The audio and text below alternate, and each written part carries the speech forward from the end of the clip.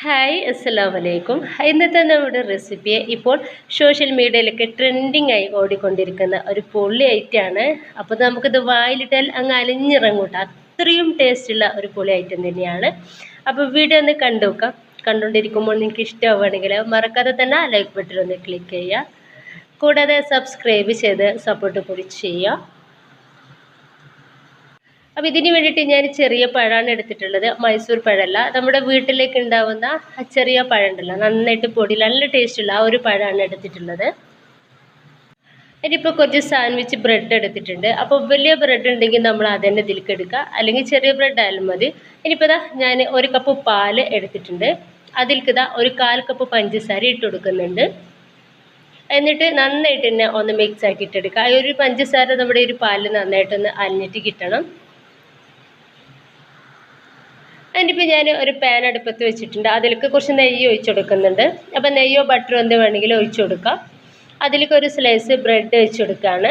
എന്നിട്ട് അതിൻ്റെ മേലേക്ക് ഞാൻ ഈ ആ ഒരു പഴം ഉണ്ടല്ലോ, അത് ഇതുപോലെ ചെറുതാക്കിയിട്ട് റൗണ്ടിൽ ഒന്ന് കട്ടാക്കിയിട്ട് എടുത്തിട്ടുണ്ട്. നല്ല തിന്നായിട്ടാണ് കട്ട് ചെയ്തിട്ട് എടുത്തിട്ടുള്ളത്. അപ്പോൾ ഓരോരോ എന്താ പറയുക കട്ടാക്കി എടുത്തിട്ടുള്ള ആ ഒരു പഴം ഈ ഒരു ബ്രെഡിൻ്റെ മേലേക്ക് വെച്ച് കൊടുക്കുക. അത് ഫുള്ളായിട്ട് നമ്മൾ ഇതുപോലെ വെച്ച് കൊടുത്തിട്ട് ഒന്ന് കവർ ചെയ്തെടുക്കാം. ഇനിയിപ്പോൾ ഞാൻ കുറച്ച് മിൽക്ക് മെയ്ഡ് എടുത്തിട്ടുണ്ട്. അപ്പോൾ ഞാൻ വീട്ടിലുണ്ടാക്കിയിട്ട് എടുത്തിട്ടുള്ളതാണ്. അപ്പോൾ ഒരു 3 ടേബിൾ സ്പൂൺ മിൽക്ക് മെയ്ഡ് നമുക്കിതിൻ്റെ മേലേക്ക് ഒഴിച്ചു കൊടുക്കാം. അതിൻ്റെ ശേഷം നമ്മൾ പഞ്ചസാരക്ക് റെഡിയാക്കി വെച്ചിട്ടുള്ള ആ ഒരു പാലുണ്ടല്ലോ, ആ ഒരു പാല് നന്നായിട്ട് തന്നെ ഈ ഒരു ബ്രെഡിൻ്റെ മേലേക്ക് ഒഴിച്ചു കൊടുക്കാം. അതിനിപ്പോൾ അതിൻ്റെ ശേഷം അടുത്ത ബ്രെഡും കൂടെ നമുക്കിതിൻ്റെ മേലേക്ക് വെച്ച് കൊടുക്കാം. അതിൻ്റെ മേലെയും നമ്മൾ പഴം ഉണ്ടല്ലോ, ചെറുതാക്കിയിട്ട് കട്ടാക്കിയിട്ട് എടുത്തിട്ടുള്ള ആ ഒരു പഴം വെച്ച് കൊടുക്കാം. എന്നിട്ട് വീണ്ടും നമുക്ക് ഇതിൻ്റെ മേളിലായിട്ട് മിൽക്ക് മെയ്ഡും പാലും ഒഴിച്ചെടുക്കാം.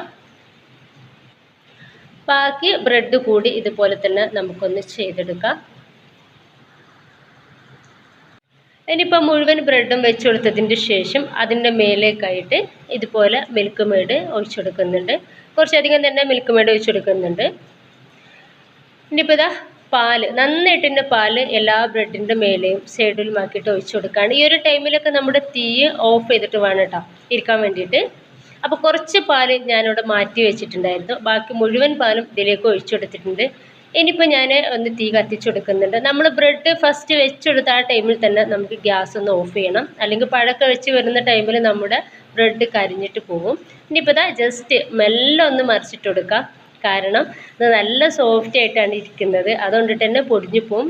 ഇപ്പോൾ ഒരു ബ്രെഡിൻ്റെ ഒരു പീസ് എന്താ പറയുക പൊടിഞ്ഞു പോയിട്ടുണ്ടായിരുന്നു കേട്ടോ. സാരില്ല, അത് ഞാനിതുപോലെ ഒന്ന് ഒട്ടിച്ച് കൊടുത്തിട്ടുണ്ടായിരുന്നു.